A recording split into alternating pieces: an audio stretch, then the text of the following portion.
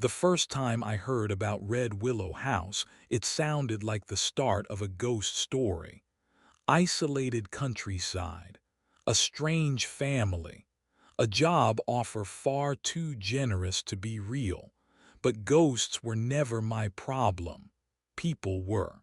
My name is Daniel Ward, and for several years I kept notes on the cases of my friend, the consulting investigator Adrian Cole. If the world was a locked puzzle box, Adrian was the man determined to open it with nothing but logic and a bad attitude toward boredom. You're listening to Whisper Theory. Settle in. This story begins with a letter. It was a foggy morning in the city. Our small flat was dim, the windows blurred with gray. The fire burned low. Adrian sat in his armchair under a pile of newspapers, scanning the classified ads like they were crime scenes. He grunted, tossed one paper aside and circled a notice in another. "Anything interesting?" I asked. "Nothing but missing parrots and cheap rooms," he said. "Humanity is clearly on holiday." Before I could respond, 3 precise knocks sounded on our door. Adrian looked up, his face suddenly alert. "Client," he said. "Come in." The door opened and a young woman stepped inside. She carried a folded letter in both hands, gripping it tight, as if she was afraid it might fly away. Her coat was plain, her dress simple, but she held herself with quiet dignity. Her long dark hair was tied back. Her eyes were tired but sharp. "Mr. Cole?" she asked. "Yes," he said, standing. "And this is my friend Dr. Ward. Please have a seat. You look like someone who has been wrestling with a decision and losing." A faint, surprised smile flickered across her face. "That's exactly right," she said. "My name is Eliza Grant. I've come because I don't know whether to accept a position that feels like a miracle or a trap." She sat at the edge of the chair. The letter shook slightly in her hand. Adrian nodded at it. "May I see?" he asked. "I'll explain first," she said quietly. "I've been a teacher for 6 years. My school closed, and since then I've taken any temporary work I can find. My savings are almost gone. I went to an agency that finds posts for governesses and tutors.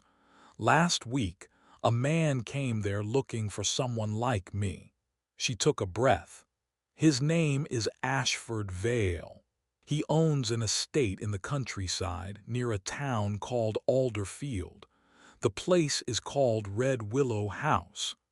I saw Adrian's eyes sharpen at the name. "And what does he want from you, Miss Grant?" he asked. "Honest teaching or something stranger?" She unfolded the letter at last and placed it on the table. "He wants to hire me as a live-in tutor," she said. "The salary is 4 times what I've ever earned. He says there is only one child. The pay is too good. The conditions are too strange. And I don't know whether I'm being hired as a teacher," she looked straight at us, "or as a replacement for someone who can't speak for herself anymore." Adrian slid the letter toward him and began to read. I watched his eyes move quickly over the page, his expression flattening into that mask he wore when his mind was thinking too fast to show itself. "Let's start with you," he said without looking up. "Who is Eliza Grant before Red Willow House enters the story?" "I've been a teacher since I was 18, she said. "A small school for girls. We taught reading, writing, arithmetic, a little history. The owner died last year, the school was sold, and all of us were dismissed. I've taken odd posts since then, but nothing stable. I can barely afford food now." Her voice didn't beg for pity, it just stated the facts. I went to Miss Parsons' registry, she continued. They match governesses and tutors to families. Every week I visited, and every week they told me there was nothing. Until last week, Adrian asked. She nodded. Until last week. When I arrived, there was a man sitting beside Miss Parson, heavy-set, well-dressed. A round face with a smile that never moved his eyes. As soon as I walked in, he sat forward like he'd just spotted something he'd been hunting. "Ashford Vale," Adrian said. "Yes," she replied. "He said he wanted a lady to teach his little boy. A boy of promise, he called him. He insisted my subjects didn't matter much. What mattered was that I looked the part. I didn't yet know what part he meant. And the pay?" I asked. I told him I had earned £15 a month, she said. He offered 60. I sat up. 60. 4 times your previous wage, Adrian murmured. People rarely overpay without a reason. What else did he ask for? He called them little conditions, Eliza said. The first was about clothes. His wife, he said, is very fond of a particular shade of emerald green. They have a dress in that color from a family member who is away. I would be expected to wear that dress indoors in the mornings.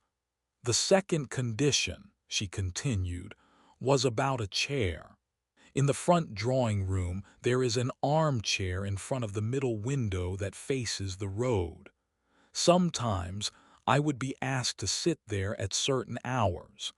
I would be asked to laugh at his stories, to read aloud, to behave, in his words, naturally and cheerfully.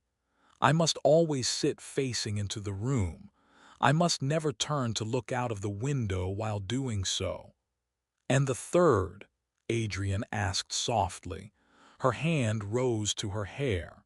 "He wanted me to cut it short," she whispered. "Very short, before coming to the house. He said his wife cannot bear long hair." He said it lightly, as if it were nothing, but it felt like he was asking for a piece of me. I refused. He turned cold at once. He said I would have been perfect otherwise, but he could not hire me. Then he dismissed me. Miss Parson looked furious, as though I had cost her a fee. I went home relieved. Then I opened my cupboard and found it nearly empty. That's when this arrived. She tapped the letter. Ashford Vale wrote again. He doubled the offer, repeated the conditions, insisted on the haircut, asked for my train details. "Mr. Cole, I am almost out of options. I am frightened, but hunger is louder than fear." She met his eyes. "So tell me," she said, "have I been invited to a job or to a performance I don't understand?" Eliza left our flat that evening with the letter in her bag and a storm behind her eyes. The fog outside had thinned, but the air still felt heavy. Adrian watched her from the window, hands in his pockets, his reflection a dark shape in the glass. "Well," I asked, "would you let a sister of yours take that job?" "I don't have a sister," he said. "But if I did, I'd build a fire with that letter before she read it." 2 days later, another envelope arrived. This time the handwriting was hers. "Dear Mr. Cole, I have accepted the position at Red Willow House. I have cut my hair. Please do not think me reckless. Necessity is loud. I will write from Alderfield." Eliza Grant Adrian read it once, then folded it carefully and slid it into his pocket. "We have our case, Ward," he said. "Now we wait for the next move." Days slid by with maddening slowness. The fog lifted from the city, but not from my thoughts. I pictured a young woman with newly shorn hair sitting in a carriage beside a man with a permanent smile, heading toward a house we had never seen. Adrian said little.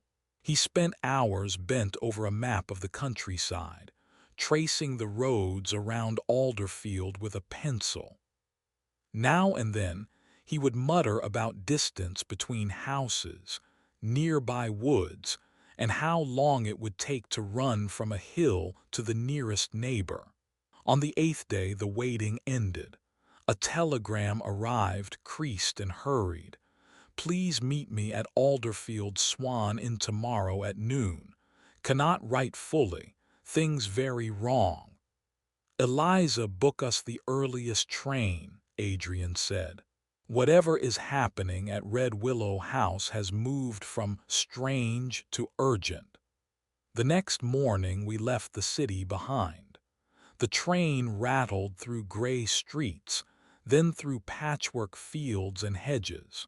I watched the rooftops fall away and give space to farms, stone walls and clusters of trees. You see fresh air and open land, Adrian said quietly, watching my face. I see fewer witnesses and more places to hide a secret. As we neared Alderfield, the landscape rose gently into low hills. Here and there, I saw trees with long, rust-colored branches hanging like curtains. Red willows, I asked. A good guess, he said. I suspect our house won't be far from them. Alderfield Station was little more than a platform, a wooden shed, and a sleepy station master who barely glanced at us.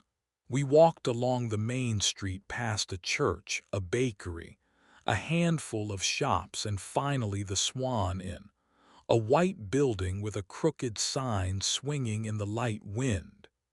Inside, in a quiet corner by the window, sat Eliza Grant. Her hair now ended sharply at her jaw, framing her face in a dark line. The change made her look at once younger and harder. There were new shadows under her eyes, the kind that sleepless nights carve. When she saw us, her shoulders dropped and some of the tension left her mouth. "You came," she said. "Of course," Adrian replied. "Now tell us, what has Red Willow House done to you in 1 week?" We had ordered nothing but tea, yet the innkeeper brought bread and butter as well, taking one look at Eliza and deciding she needed it. When we were alone again, Adrian leaned forward, elbows on his knees. "Start from the beginning," he said. "What is Red Willow House, seen with your own eyes?" Eliza wrapped her hands around her cup as if she needed the warmth. "It sits alone on a hill," she said. "A square, pale stone house, 3 stories high. The walls are streaked by rain and age. There are no pretty balconies or towers, just flat faces and dark windows. In front of it stands a line of red willow trees. Their branches hang down like old curtains, reddish against the sky." She looked past us, seeing it again. "On 3 sides," she continued, "there are woods that belong to a neighboring estate. On the 4th, the hill slopes down into a field and then the main road. You can see the road clearly from the front windows, but there are no other houses nearby. If you shouted from the drawing-room window, I'm not sure anyone would hear you." "And Vale himself?" Adrian asked. "He met me at the station with a black carriage," she said. "He talked the whole way. Jokes, stories, little compliments. He called himself a simple country man and his wife too delicate for noise. I laughed when it seemed expected, but it felt like he was observing me, not welcoming me." "And his wife?" I asked. "Clara Vale," she said. "Much younger than him, pale, thin, with light gray eyes that never rest. She is constantly watching her husband and their son, watching for their moods, anticipating their needs. She speaks softly. She smiles rarely, but she is devoted to them in a way that almost hurts to see. And the child, Adrian prompted. Elwyn, she said, 6 years old. Small for his age, but with a head that seems too big for his body. Clever, but in a cold, sharp way. His favorite amusement is hurting things smaller than himself. Bugs, mice, birds. If you flinch, he watches you like you've just answered a question he hasn't asked. I saw her shudder slightly at the memory. The servants, Adrian asked. There are only two, she replied. Mr. and Mrs. Hardell. He manages the grounds and the animals. He drinks too much. I've seen him unsteady more than once. She runs the kitchen and most of the housework. Tall, strong, with a hard face. They're loyal to the family, but I don't think they like them. She drew a breath. For the first 2 days it was almost peaceful, she said. I taught Elwyn in the mornings, basic lessons. After lunch I was free to walk with him in the grounds. The countryside is beautiful, fresh air, birdsong, distant hills. I began to think perhaps I had imagined the danger. She looked down at her hands. On the third morning, she said, Clara came to my room just after breakfast. She knocked softly and stepped inside with a folded bundle in her arms. Her voice grew quieter. She said, Miss Grant, my husband is very eager to see you in the green dress today. You'll find it laid out on your bed. He says it will suit you wonderfully. Eliza looked up at us. That, she said, was the beginning of the part of this job that feels like acting on a stage I can't see. The green dress was already waiting, Eliza said, laid out carefully on my bed. Deep emerald, soft fabric, the kind of dress I could never afford. It had clearly been worn before. When I put it on, it fit as though it had been made for me. I told myself not to be foolish. Then I went downstairs. The front drawing room runs the full length of the house, polished floor, tall windows facing the road. In front of the middle window stands a high-backed armchair, turned so whoever sits in it faces the room, not the outside view. Ashford was delighted, she said. Perfect, he cried. Absolutely perfect. He settled me in that chair, then began telling stories. Funny stories, he's good at them. He has a performer's rhythm and he watches carefully to make sure you laugh in the right places. And his wife? I asked. Clara sat on a sofa to the side, Eliza said. Her hands in her lap, her eyes never left me. She didn't smile, didn't laugh. Just watched me and sometimes flicked her gaze toward the window behind me, the one I wasn't allowed to look through. For how long? Adrian asked. About an hour, she said. Then he stopped, praised my cheerful manner, and sent me to the nursery. I told myself it was merely eccentric. That changed the second time. 2 days later, the ritual repeated. Same dress, same chair, same jokes. By then, my curiosity was unbearable, she said. They were very careful to keep my face turned away from the window, so I decided to cheat. My small mirror had broken on the journey, she said. I had kept a piece of it wrapped in a handkerchief. While Ashford talked, I pretended to dab my eyes as if laughing too hard. In truth, I angled the glass to catch a glimpse of what was behind me. At first I saw only the reflection of the room, she went on. The window frame, the top of the chair, Ashford pacing, Clara's pale profile. I adjusted my wrist a little and the outside came into view. There was a man standing by the fence along the road, she said, leaning on the wooden rail looking up at the house. He wore a gray suit, a hat, and a short beard, He didn't look like a farmhand. He looked like a clerk or a sailor on leave, tired, waiting. "And when he saw you," Adrian asked. "I laughed at something Ashford said," she replied softly. "From the road I must have looked like a woman in a green dress, relaxed, sitting in a fine house with kind company." "I saw his shoulders drop slightly," she said, as if he had feared seeing something terrible and was half relieved not to. When I glanced at Clara, she was staring straight at me, eyes narrowed. She rose and walked to the window. She said, "Ashford, there is a man on the road staring up at Miss Grant." He asked if I knew him. I said no. He laughed and told me to turn and wave him away like a nuisance. I turned. I waved. The man flinched. Then he walked away down the road. Clara pulled the curtain down at once. And that was the last time they sat me in that chair or put me in the green dress. She looked at us. "Whoever that man is," she said, "that performance was meant for him. Someone wanted him to believe the woman in that window was happy and in no need of rescue." For a day or two after that, Eliza said, life in the house pretended to be normal.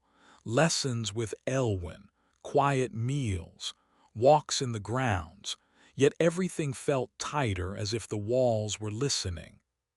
One evening, after putting the boy to bed, she decided to tidy her room. She described it to us, a small bedroom at the corner of the upper floor, narrow bed, washstand, wardrobe, an old wooden chest of drawers against the wall. "The top two drawers were empty when I arrived," she said. "I've been using them. The bottom one was locked. I assumed it held some old belongings of Mrs. Vale's and tried to ignore it. That lasted about 3 days." Her mouth twitched. "I took my little ring of keys," she said. "They're not special, just common keys. I tried one in the lock of the bottom drawer. It turned at once. The drawer slid open. There was only one thing inside." She paused. "A thick coil of dark hair," she said, "tied with ribbon, long, heavy. The same color as mine." Her hand went to her cropped hair. "I stared at it," she whispered. "I opened my trunk and found the box where I'd kept my own cut hair from the city. It was still there. This coil was someone else's. Someone whose hair had once looked exactly like mine and had been cut off in this house." She swallowed. "I put it back," she said, "closed the drawer, locked it again. I didn't tell anyone. But from that moment, I knew I was not the first woman in Red Willow House with this face and this hair. And whoever the first one was, she had not left in the ordinary way."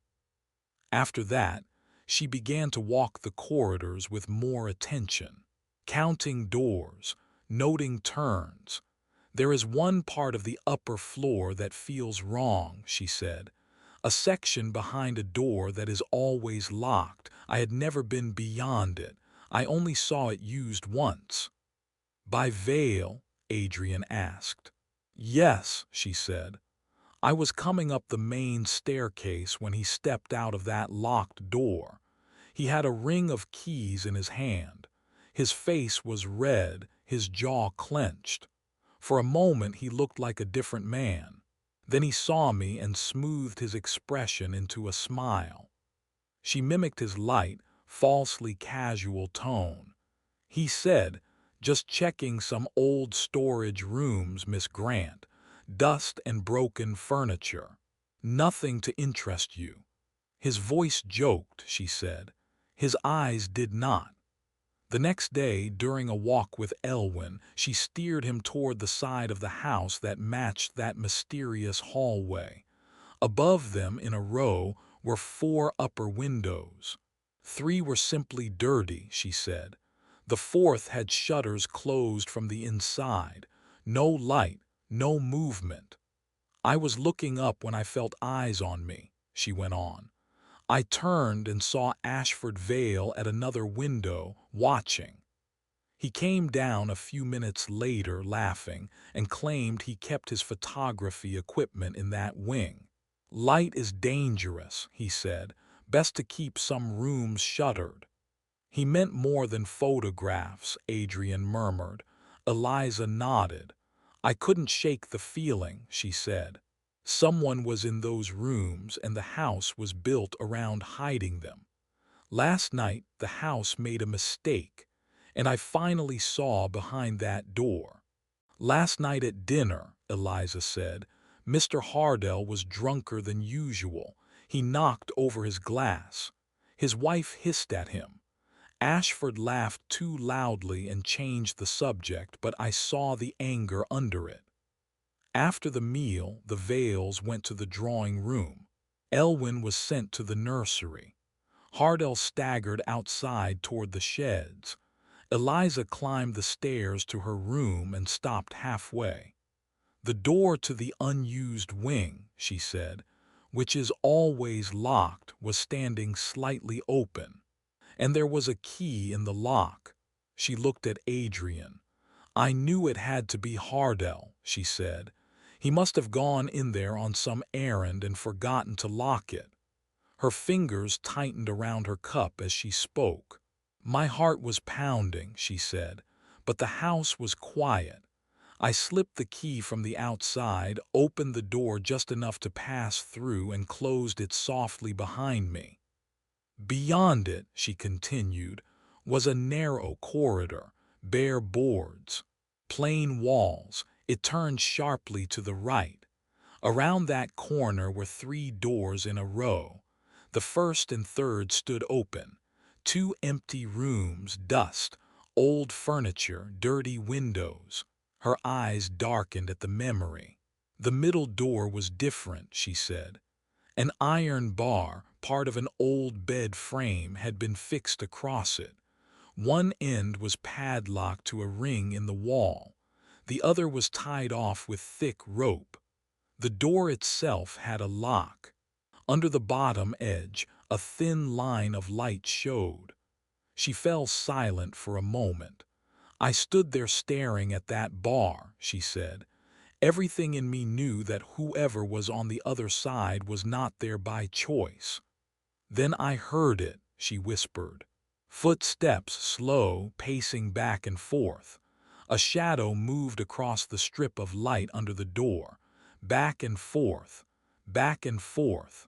like someone who had walked that little space so many times their feet knew every board.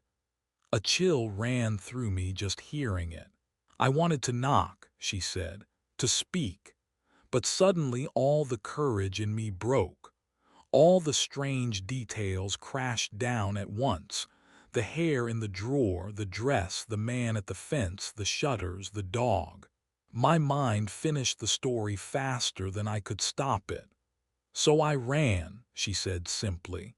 I turned and ran down the corridor through the door, and straight into Ashford Vale, Adrian finished quietly. She nodded. He was standing just outside, she said. Waiting, he caught my arms before I fell. He smiled. His voice was gentle, but his eyes, she shivered. He said, the old wing can be unsettling, Miss Grant. What made you wander there? I babbled something about getting lost. He listened, still smiling. Then his tone changed. He told me there are parts of the house I may enter and parts I may never cross. He said that if I ever set foot beyond that door again, he would have the mastiff loosed early and open the front door for me. I believed him, she said.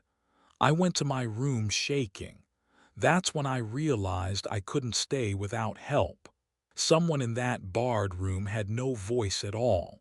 I went out to the road, found the telegraph office, and sent you that message. She looked up at us now in the inn. So here we are, she said. I don't know who is in that room, but I know I can't turn my back on them.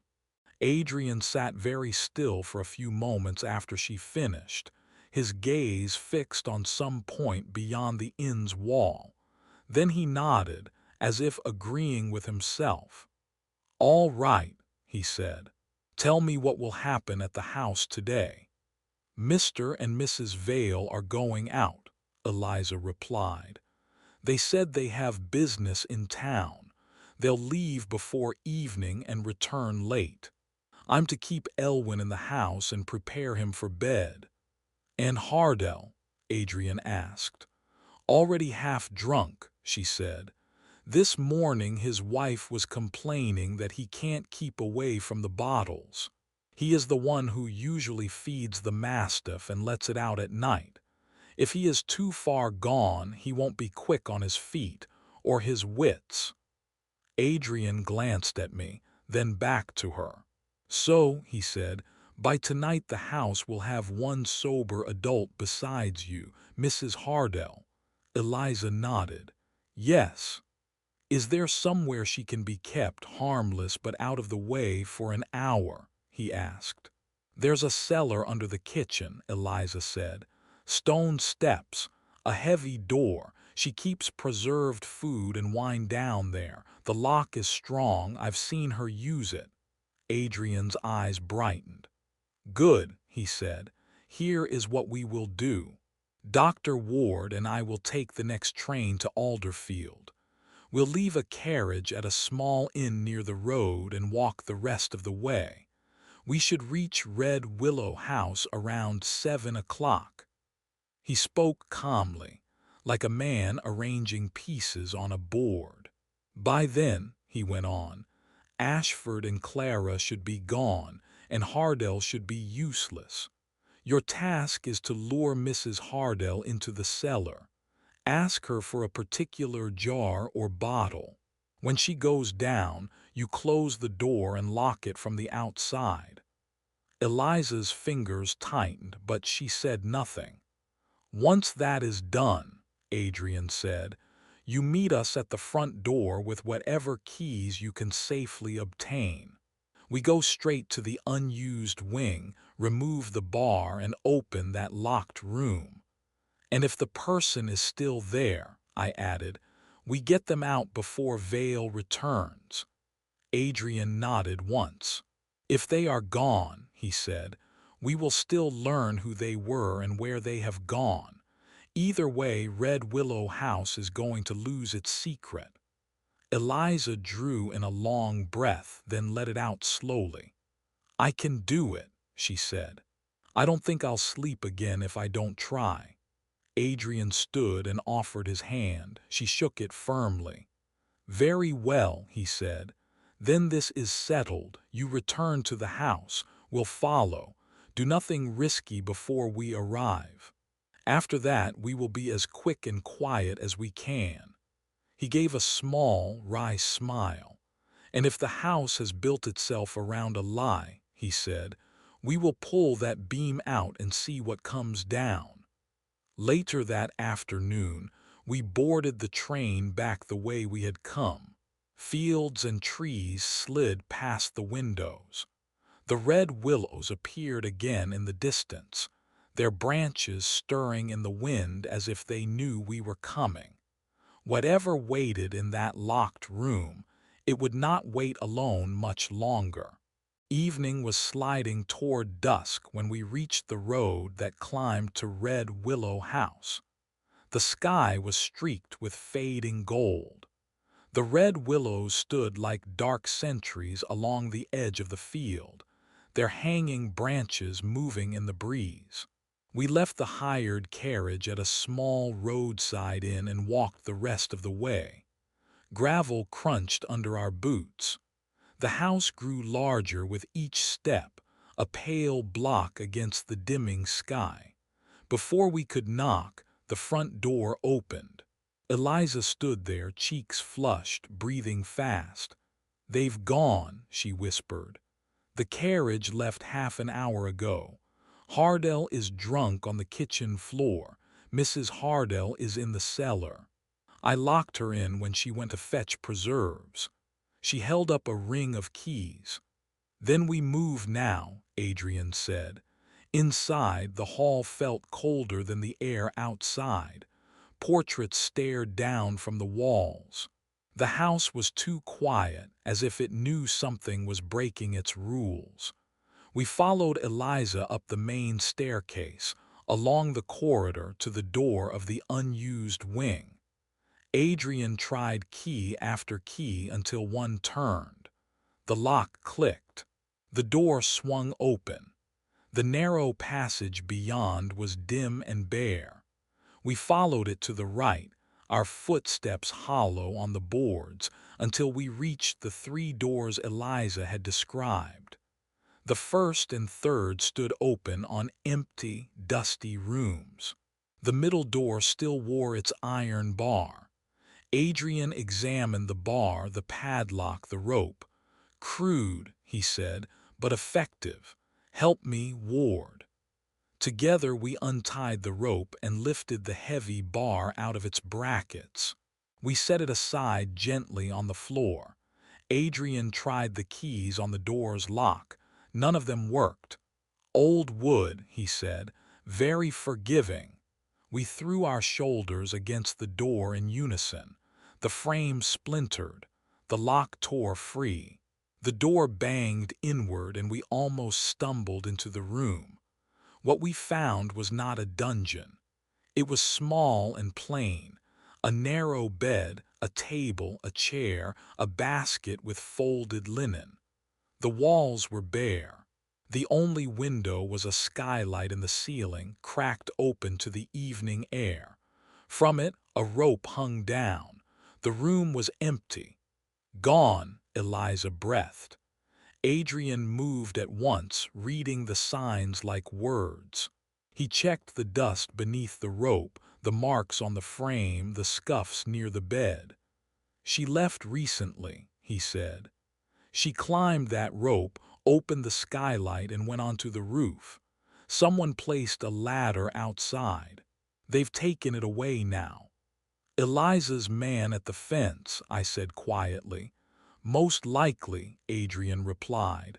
Before we could say more, a door slammed somewhere below. Heavy footsteps pounded on the stairs. "Ashford," Adrian said. "He's come back early." We stepped into the corridor just as a large figure appeared at the far end. Ashford Vale, hair disordered, face flushed, eyes wild, a heavy walking stick in his hand. "You," he shouted. "Intruders, thieves. You've broken into my house, into my rooms." He caught sight of the shattered door and the empty cell. His words broke into a hoarse scream. "She's gone," he roared. "Gone." He turned and thundered back down the stairs. "He's going for the dog," Eliza gasped. We ran after him, but we were seconds too late. By the time we reached the side of the house, the scene was already a nightmare. The great mastiff was loose, its chain dragging. Ashford Vale lay on the grass near the shed, struggling, his hands clawing at the animal's head. The dog's jaws were locked into his throat. Blood soaked his shirt. "Ward," Adrian said sharply. I drew my revolver, aimed, and fired once.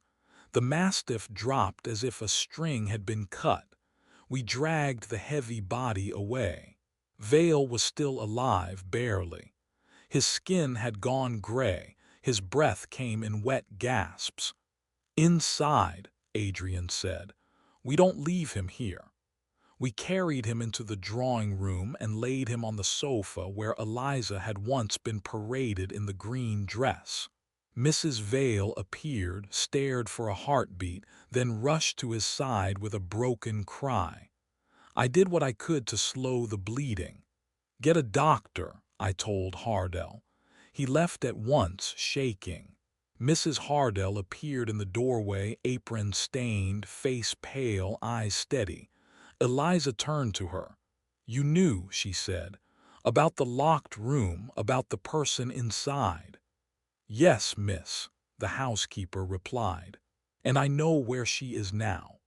We gathered there, Adrian, Eliza, myself, the two servants, Clara Vale clinging to her husband's hand. Outside, dusk thickened. Inside, the truth finally surfaced. Her name is Lena Vale, Mrs. Hardell said. Ashford's daughter from his first marriage. When he married again, things soured until Miss Lena met Mr. Simon Reed. The man on the road, Eliza whispered. A clerk from the city, the housekeeper said. They fell in love. Miss Lena has money from her mother in trust.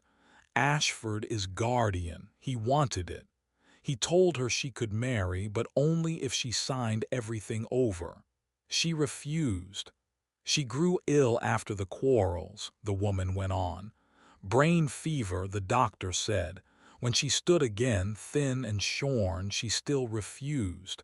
Ashford called her unstable, said she needed protection. He locked her in that room. Only him, his wife, and me could see her.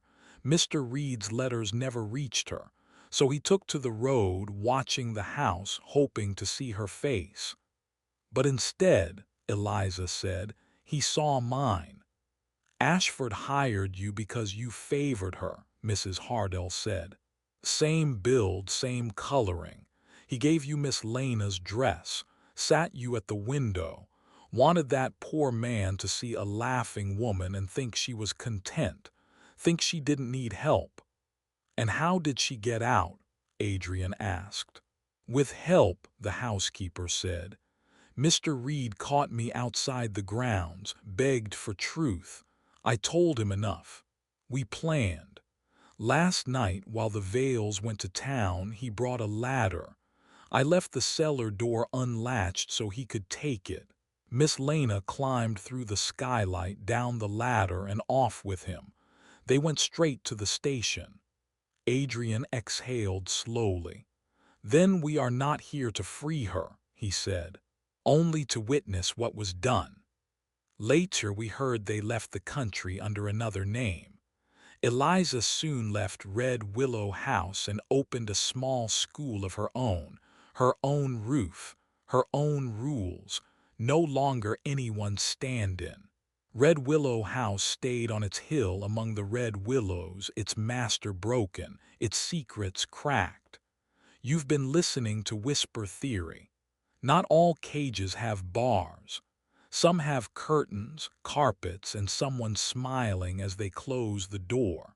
Until the next story, keep your eyes open and your mind sharper than the fog.